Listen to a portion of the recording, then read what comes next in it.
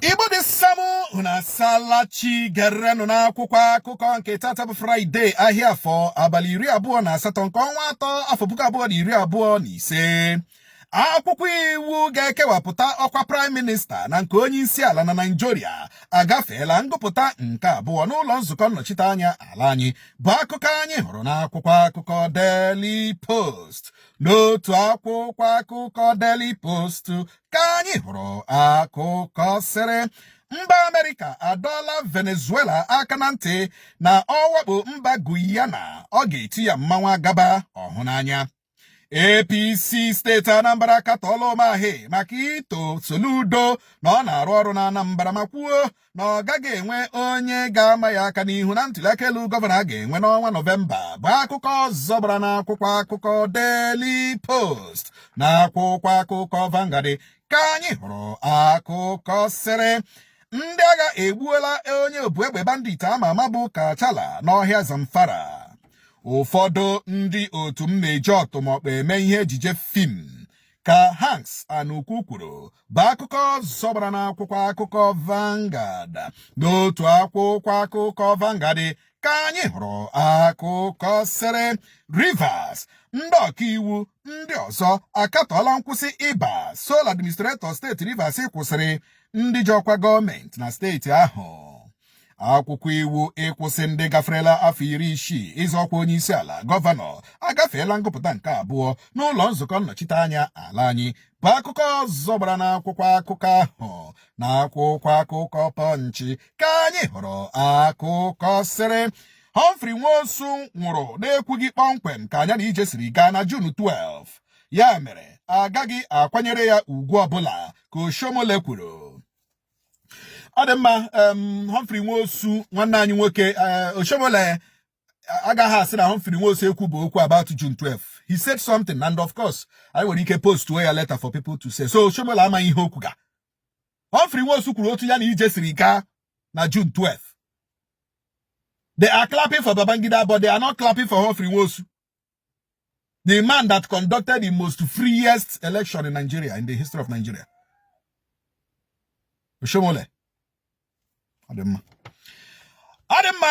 ụlọ nzukọ omeiwu na-achọ ikewapụta the post and the position of the Prime Minister and the head of state ka Nigeria wụrụzia a parliamentary practice, wezie parliamentary system of government instead of presidential system of government. Ọ gafeele second reading. Ọzọkwa gafere second reading wụ ime iwu ka akwụsị ndị niile bụ ndị gbaferela 60 years ịzọ ọkwa onye isi ala and the governor in Nigeria state. So ọ dị mma ka nke ahụ na-ewu.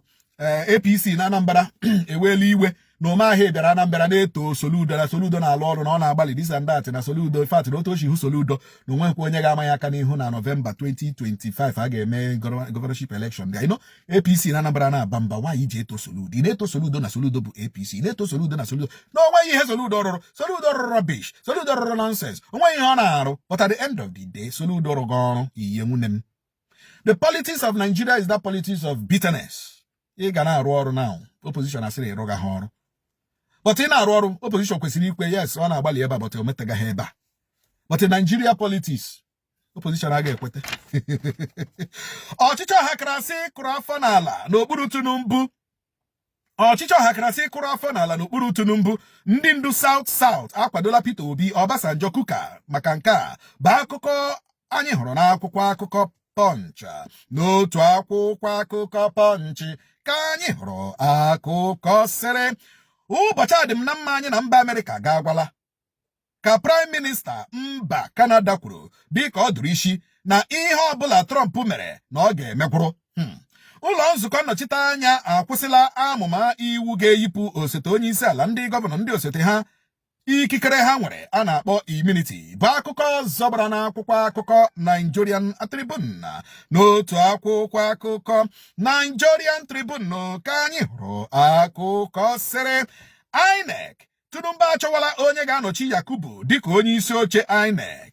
PDP akụsola ụlọ nzukọ nnọchiteanya maka ime iwu ga-akwụsị ndị gaferela afọ 60 ịzọ ọkwa onye isi ala na gọvanọ.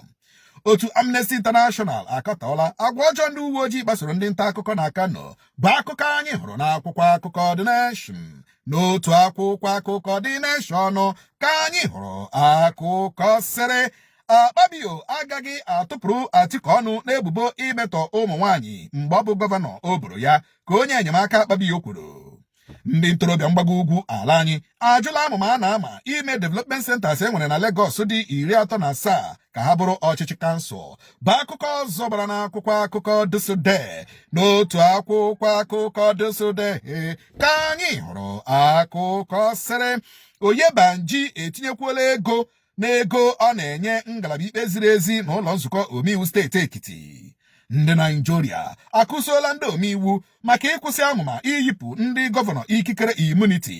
Bụ akụkọ ọzọ gbara n'akwụkwọ akụkọ Dusode na akwụkwọ akụkọ Nigerian Tribune ka anyị hụrụ akụkọ sịrị ndị zụrụ ụlọ ahịa shọpụ na ime Modern Market Egbada Ubo Mmiri ebola ndị uwe ojii ebubo ikpuchi ihe nchọpụta ha mere banyere Eze Anọchie bụ onye na-ara ha ego karịrị nde naira 70.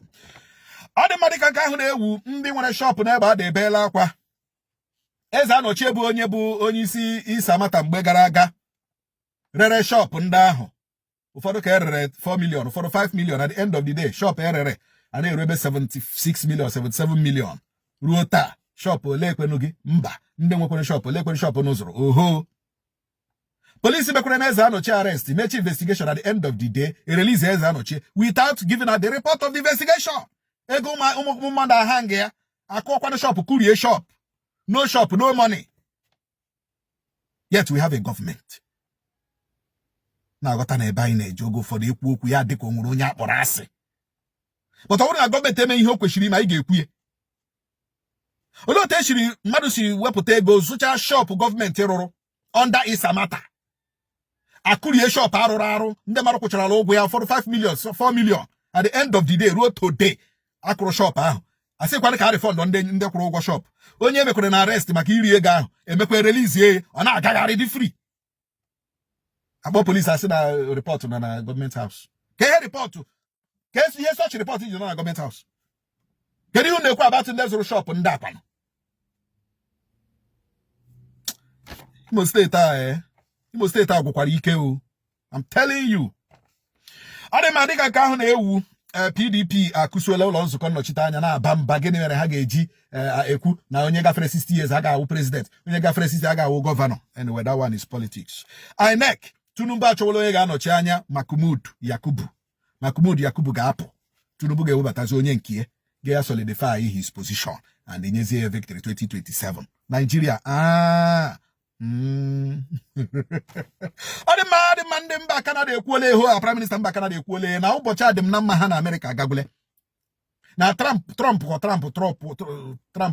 on them. They will Trump back and Trump. They will Trump back on Trump.